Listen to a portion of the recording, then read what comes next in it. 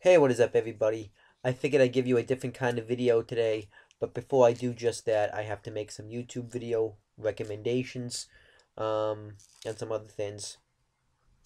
Um, First, I want you to click right here, and you guys can check out the Massasoit Wrestling Corner playlist. We have all the episodes in there.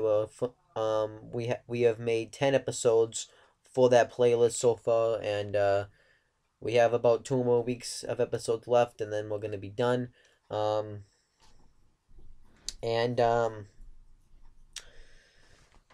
Yeah, I think it's a really good thing to be doing, and I like doing it. It's just me and a bunch of friends from school just sit down and talk about wrestling, and it's really fun. So I want you guys to click right here and check it out.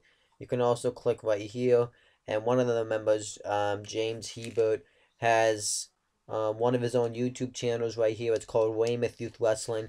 He does a lot of Let's Plays, and what else? So he does a lot of Let's Plays, and he has a couple of Google Hangouts that I've appeared on, so I'd like you guys to check that out. I would also like you guys to click down here and check out his other channel. Um, it's called James Hebert, I think. I'm gonna post it down there though, and then you guys can check it out. And yeah, it's called James Hebert though, and he just makes a lot of Titantrons for wrestlers. He recently made one about the Shield, which consists of Dean Ambrose, Roman Reigns, and Seth Rollins. And yeah, that's the most recent one he's made. So want you guys to check that out. And then I want you guys to click here to donate to that kid because he's still not doing very well. I have to donate later. I'm probably gonna do it today or tomorrow. Um, but anyhow, let's get now to the video that I want to talk about. As everybody knows, WWE Tough Enough starts on June 23rd. I think that's the right date, but they're going to probably plug it like crazy, but I could be wrong. But it's going to start on June 23rd, 2015, and it's going to be really good stuff. And I figured, because they have pretty much every Tough Enough episode on the WWE Network, which you can get for only $9.99.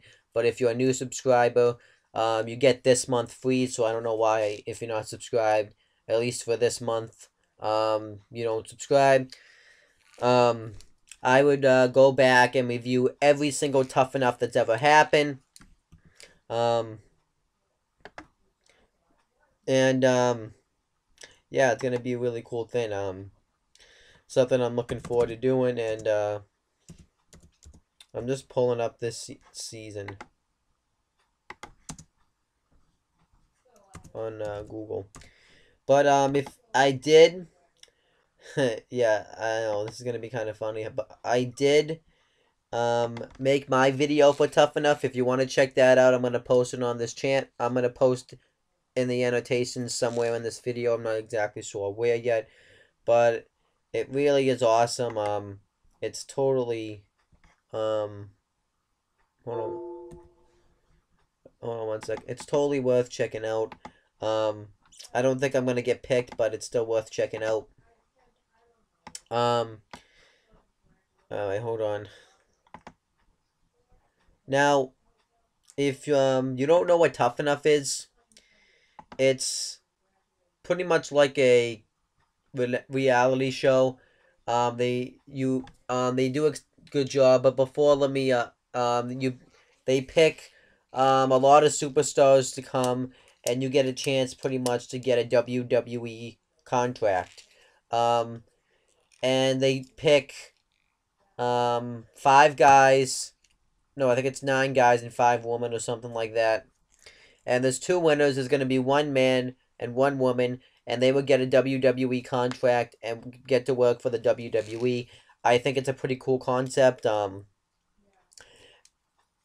But I have my doubts about Tough Enough coming back this time, and I've addressed those doubts on the Massasoit Wrestling Corner. If you want to check that out, and I hope those doubts don't come into fruition this time. Um, and But yeah, let's talk about this episode. So, this is season 1 of Tough Enough. Now on the bottom it does say WWF Tough Enough. The reason why is because WWE, which is known as World Wrestling Entertainment, used to be called the WWF, which stands for World Wrestling Federation.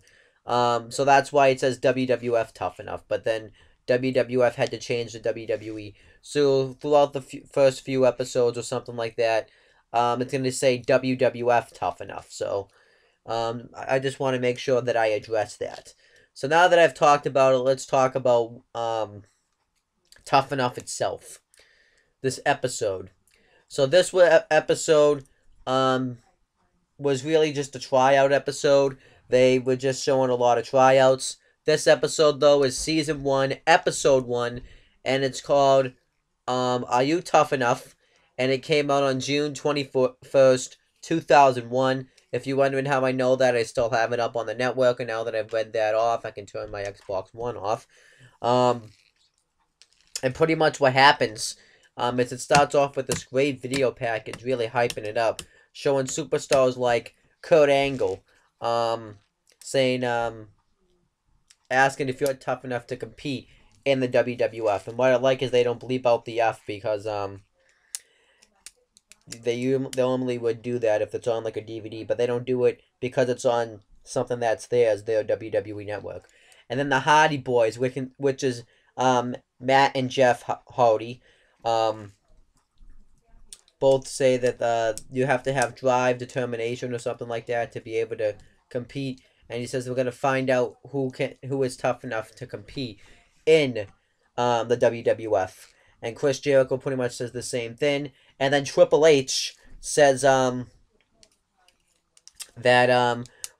they better not take this lightly because we don't. And they said that each week a WWF superstar is going to be down there helping them train. And then Undertaker pretty much says the same thing. I thought it was a nice opening start, and I really liked it. And we find out that 4,000 contestants posted a 3-minute video. Um, and this is back before we could just do it right off our laptop. You actually had to get a camera, and they actually had video tapes back then, so that's how he would get it. And I think this year it was different because I only had to post a 1-minute video.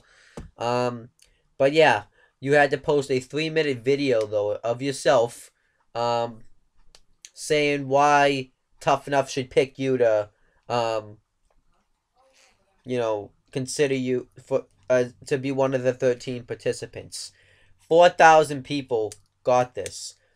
Only 250 people got picked. Now that is still a good chunk, but a lot of people didn't get picked. And then they went to a tryout, and you had to do some certain, and you didn't go for a tryout. What you went for like an audition, to see, and then they would pick 25 people out of the 250. So they really do eliminate a lot of people. And they have guys on the panel deciding who was going to be in it. You had some MTV judges. I didn't really get their names. And you had people on the actual WWF superstars on the reason I think it was MTV judges, by the way, is because the show aired on MTV at the time. So yeah, but you also had some WWF judges. You had Al Snow, Taz, um, Jacqueline. You had which was nice to hear a woman's opinion. I thought that was cool. And you had Kevin Dunn. Kevin Dunn. Um, Man, Kevin Dunn. I've done my. If you want to just check out what I think of Kevin Dunn, check out the Massasoit Wrestling Corner, Season 1, Episode 10. Then you pretty much know what me and all of my friends think of Kevin Dunn. Because I've trashed Kevin Dunn enough. I don't really want to bash in this video. But yeah, Kevin Dunn was one of them. Who else did you have? You had this guy, I forget his name off the top of my head, but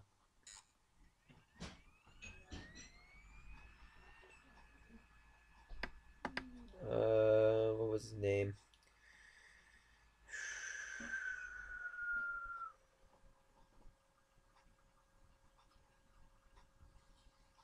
It was John something.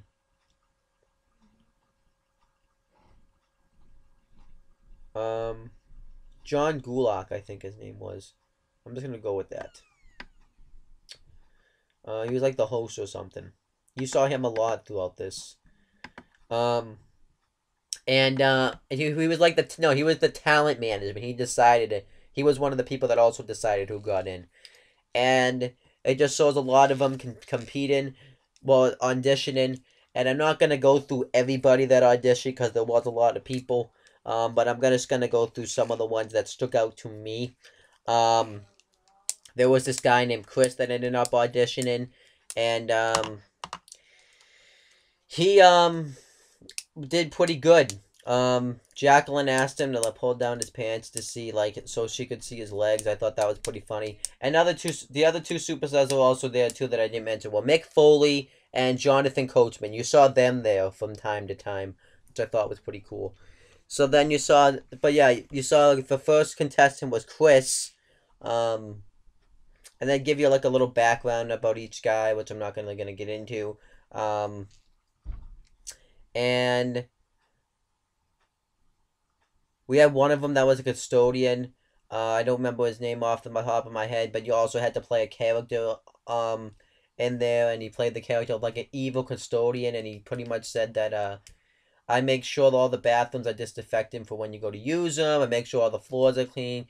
He was because you had to cut a promo and play a character. I thought that was pretty cool, but weird. One guy I really liked was William. We find out that his father ended up passing away, and his brother is in a bad gang, and he wants to be a role model to his brother, his mom, and all the kids out there, and he wants his father to know that one of his sons did the right thing and is doing what he loves to do. I thought it was a pretty damn. I thought he did a pretty damn good job. I really liked William, and I thought he was cool.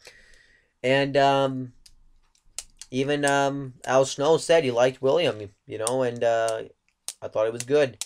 We had another one named Tracy, I believe her name was, and she had a good personality, but she got exhausted really quickly while talking. She was talking about how she can be really nice or she can be really mean, but she says that the WWF needs a bitch, and that's pretty much how that happened. Um, we met someone named Paulina who's like 6'3", and she said that she wants to prove that a woman can kick a man's ass when it comes to wrestling, and she talks about how she doesn't really want people to think that just because women are 6'3" that they're gonna become basketball players. She wants to prove that they can do other things, which I like that she said that. And yeah, I thought that was good. Um, what else do we got? We had a guy, I forget his name. Um, that I actually Jason, and they asked him a pretty good question. Because they asked if he had a girlfriend, because I think it was on his resume or something, or maybe this is a question they ask everybody, but they just showed it with him, and he says that he does, and he loves her very much, and they said, well, you realize, because you have to stay at the, because if you get picked, if you're one of the, because you don't, there's more after the 25. I'm just gonna say, if you're one of the 25, then they decide out of the 20, they decide 13 out of the 25 who's gonna actually be on the episodes um regularly and gets to stay in the house. And it says you realize that if you are one of the 13 people that get picked, you're gonna have to be away from your girlfriend a lot. And he says that he understands that, and he said that she'll understand too because he's just following his dream. Um, and then they asked, well, this other guy, I just have to pull up his name.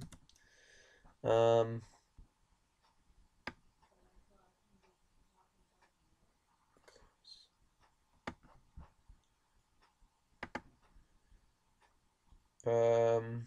same question. Chadwick Magee was his name, and he said he really didn't have one. I liked Chadwick; he was pretty cool, and I just thought he was pretty cool guy. I mean, I don't really know, I can't really judge right now though because I've barely met him. And then what else? We met Dale, and he was a nice big guy. He seemed like he had the good charisma. And he cuts his promo. I don't really remember anything he said, but I just thought I mentioned it. We get this person named Stacy who said that she really loves wrestling. She says that her parents think that being a wrestler means you have no education and you pretty much should just be working in McDonald's. But she wants to prove her parents wrong. I thought she cut a good promo. Um, and you didn't just cut promos. You also did some physical stuff. You had to like run the ropes, and people. One of this guy Robert got tired doing that because he was kind of a little fat, and Taz was getting Taz was kind of an asshole here, but it's understandable why because he says that he wants to give them tough love. Um, if you want to break into this business, you have to hear tough love. I can understand why. Because he talks about how what's gonna really impress him is someone because you didn't this lasted a while. Some people were stuck staying there from 6 a.m. to like 2 o'clock p.m. It was kind of it was insane. But Taz says that he wants someone that would want to stay that long and not complain about it. So I think that one of the guys pissed Taz off. Let me just think. His name. I don't remember his name off the top of my head, but he says that I want to thank you for making me waste my time with a bunch of losers and to wait and get in this ring to cut my promo. And he says that I'm not gonna be thanking you after this. You're gonna be thanking me. So then after this, Taz goes in like I guess like the locker room or backstage, and says that you guys are being given a great opportunity here, and if you don't like, and if you think this is boring, you don't think you're tough enough, then you can get your stuff and get out of here. And one of the people are sleeping, and Taz wakes him up, and yeah, he was just pissed off. But the reason Taz is pissed is because they're not appreciating the opportunity they're being given. They have an opportunity to get a WWF contract, and this is something that Taz didn't have. When he was trying to get into this business. He says that it took him 10 years to get to the WWF. So he wants them to appreciate that, which I can understand. But yeah, it was just Taz being Taz. But I understand why he was acting the way he was acting. I can understand that. Anybody else I want to talk about promo wise? I want to talk about Bobby.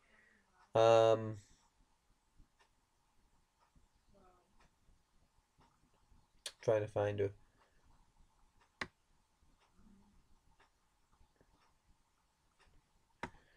Bobby wasn't it? Oh, Bobby Joe Anderson.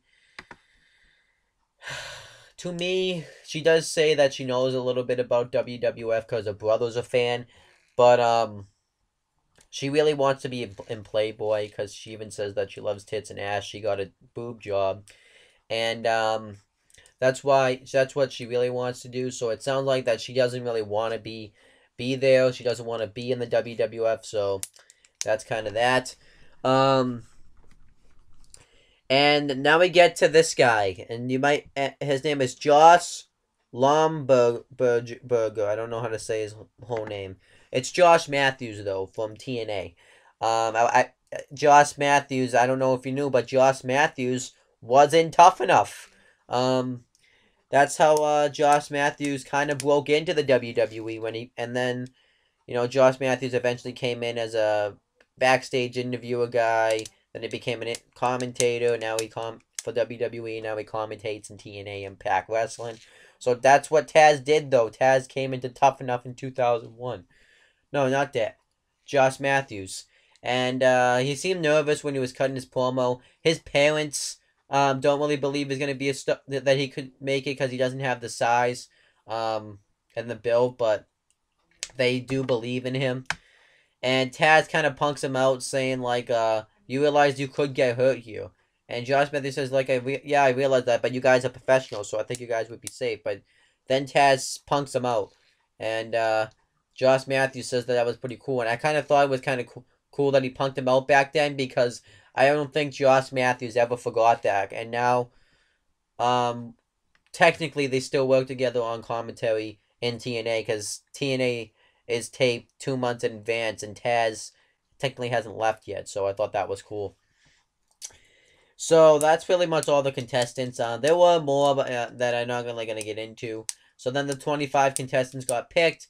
I'm gonna go through some of them. Some of them that got I didn't really get all their names, but some of them I'm just gonna read the 13 that are on here. Some of them that got picked though were William, um, Dale. They were actually originally gonna cut Dale, but then they changed their mind, which I thought was a pretty good call. Who else was there? Tracy. Stacy was pretty upset that she didn't get picked because she's upset that Bobby Joe Anderson, who got picked over her, and she says that she doesn't want to really be there, which I can understand. We had this guy Greg that got picked, who cut a pretty good promo. His name's Greg. I'm not gonna read the last names because I don't want to. Chris got picked. This girl Victoria got picked. Taylor, who I didn't really get into. I don't really remember what she said in her promo. Chadwick, Paulina, Nydia, who was pretty cool. When she tried to do jump rope though, she was getting out of breath, and I think she said that she wasn't expecting to have to do anything physical, so I thought that was kind of weird. We had Maven. Maven didn't really say too much in his promo. That's why I didn't really talk about him. Josh, Jason, who I did talk about. Greg, Daryl, Christopher, Chris. Well, there's two Chris's. I don't know which Chris I was talking about in the first one, but there were other people. William was talking about how, but one guy I didn't talk about. His name's Tom. I want to talk about Tom. Tom is cocky. He's in love with himself, kind of. He is a big supermodel. He believes that he's just pretty much full of himself. And I do like Tom. I really did. Anyhow, though, so the 25 contestants that got picked have to have a drug test and get an interview, and they do that, and then they pick the 13 contestants, and I'm just going to go through the 13th contestants right now. The 13 contestants were Bobby Joe Anderson, Chris, both Chris's got picked. One's Chris, another one's Christopher, so I'm just going to go by both of them. Daryl, Greg, Jason, Josh Matthews did end up getting picked. I kind of already said that. Maven, Nydia, Paulina. Greg actually didn't get picked. I botched. Tom got picked over Greg, but something happened with that later, so I just kind of spoiled that. But Paulina, Chadwick, Taylor, and Victoria, they were all happy they got picked. I was disappointed William didn't get picked because I thought he had what it took to be, in this competition. But William wasn't mad. He seems like no one was really mad that they didn't get picked, which I thought was cool. So then all the contestants go to Stamford, Connecticut, to the house, and they all get told to wait outside the house until the owner, John, comes with the keys. But Tom doesn't show. The reason why is because at last minute Tom decided not to sign the contract. So instead Greg took his place, and Greg said it felt like that the rocket ship had re-entered, and now he can start back in his career again, which I thought was cool. So then John takes him inside the house. They explain the rules. We find out one of the rules is you have to treat the house with respect, which really technically should be a common sense type of rule. Because we find out that this house was used during the Underground Railroads, during the slavery time period, which I thought was cool, which I think is a cool historical fact. And we find out that every morning they have to John comes to pick them up at 8 o'clock. They do some in-ring training in a place called the WWF track. And then they then they have to do like some outside training. And if you're gonna get eliminated, you get a 24 hours notice. You probably need that, so in case you need to get like a plane or something. And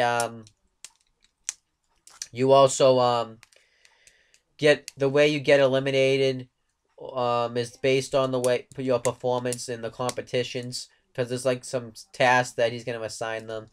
And yeah, that was about it. So then they leave. They all get signed in. And John says, well, they have all this house with all this luxury right now, but they have no clue how this competition's going to be. And then that's how the episode ended. Overall, tough enough for first ever episode. I thought it was pretty damn good. I thought, the idea of tough enough is a really good idea. It gives people a chance to break into the WWE slash F at and I just think it's a really cool concept. Like I said, there was some problems with Tough Enough, and I will talk about the problems with Tough Enough as I progress in these videos. Um, and after every episode, well, after every season, I'll just talk about where the wrestlers have gone since then. Um, and that's about it, guys. I don't know how often I'm going to be doing this. Would like to get all these Tough Enough reviews done before June 23rd, but I'm not exactly sure if that's going to happen, but we're going to have to just see. And that's pretty much it, guys. I'll be back to give you a video sometime next week, because technically today is Saturday, and don't plan on it uploading any more videos today, so this is my last video of the week. And I'd like you guys next week to check out the Massasoit Wrestling Corner, because we will be coming back stronger and better to give you some more videos on that playlist. But other than that, that's pretty much it, guys. See you later.